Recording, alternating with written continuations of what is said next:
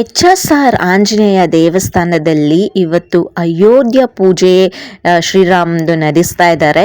So ಅಯೋಧ್ಯದಲ್ಲಿ ಶ್ರೀರಾಮನ ಇವತ್ತು ಕುಂಭಾಭಿಷೇಕ ಆಗ್ತಾ ಇರೋವಂಥದ್ದು. ಸೊ ನಾವು ಬೆಂಗಳೂರಲ್ಲಿ ಸಹ ಎಲ್ಲ ಒಂದು ಏರಿಯಾಸಲ್ಲೂ ಶ್ರೀರಾಮನ ಫೋಟೋ ಇಟ್ಟು ಒಂದು ಪೂಜೆಗಳನ್ನ ಮಾಡ್ತಿರೋ ಅಂಥದ್ದು. ಇವಾಗ ನಾನು HSR ಲೇಔಟಲ್ಲಿ ಆಂಜನೇಯ ದೇವಸ್ಥಾನದಲ್ಲಿ ಒಂದು ಗ್ರ್ಯಾಂಡ್ ಸೆಲೆಬ್ರೇಷನ್ ಅಯೋಧ್ಯದಲ್ಲಿ ಮಾಡಿರೋ ಅಂಥ ಒಂದು ಶ್ರೀರಾಮನ ಒಂದು ಪೂಜೆ ಪುನಸ್ಕಾರ ನಾವು ಇಲ್ಲೂ ಮಾಡಿದ್ದೀರಿ. ಸೊ ಬನ್ನಿ ವಿಡಿಯೋನ ಫುಲ್ಲಾಗಿ ನೋಡಿ, ಆ ಶ್ರೀರಾಮ್ ಎಲ್ರಿಗೂ ಒಳ್ಳೇದು ಮಾಡಲಿ ಅಂತೇಳಿ ನಾಗವೇಣಿ ರಾಜಪ್ಪ ಯೂಟ್ಯೂಬ್ ಚಾನಲ್ಗೆ ಸಬ್ಸ್ಕ್ರೈಬ್ ಮಾಡ್ಕೊಳ್ಳಿ, ಲೈಕ್ ಮಾಡಿ, ಶೇರ್ ಮಾಡಿ, ಕಮೆಂಟ್ ಮಾಡಿ. ಎಷ್ಟು ದೀಪಗಳನ್ನೆಲ್ಲ ಇಟ್ಟು ನಾವು ಎಷ್ಟು ಚೆನ್ನಾಗಿ ಆಚರಣೆ ಮಾಡಿದ್ದೀರಿ ಅಂತೇಳಿ ನೋಡಿ.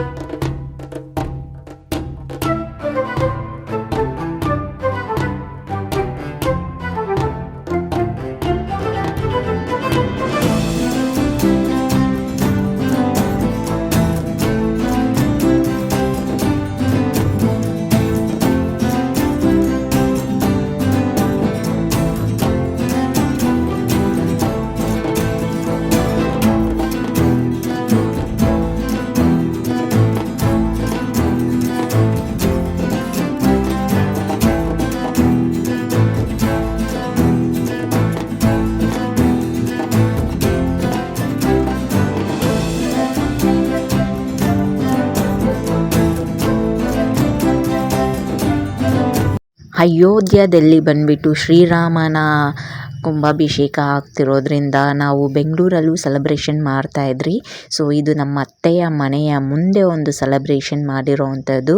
ಬ್ಯೂಟಿಫುಲ್ಲಾಗಿ ರಂಗೋಲಿ ಹಾಕಿ, ಆಮೇಲೆ ಆರೆಂಜ್ ಕಲರ್ದು ಬಾವುಟನ ಕಟ್ಟಿ, ಶ್ರೀರಾಮನ ಫೋಟೋ ಇಟ್ಟು ಅನ್ನ ಪ್ರಸಾದ ಎಲ್ಲ ಮಾಡಿರೋ ಅಂಥದ್ದು. ಸೊ ಇಡೀ ಇಂಡಿಯಾನೇ ಸೆಲೆಬ್ರೇಷನ್ ಮಾಡಿತ್ತು, ಇಡೀ ವರ್ಲ್ಡಲ್ಲೂ ಸೆಲೆಬ್ರೇಷನ್ ಮಾಡಿರೋರು ಇದ್ದಾರೆ.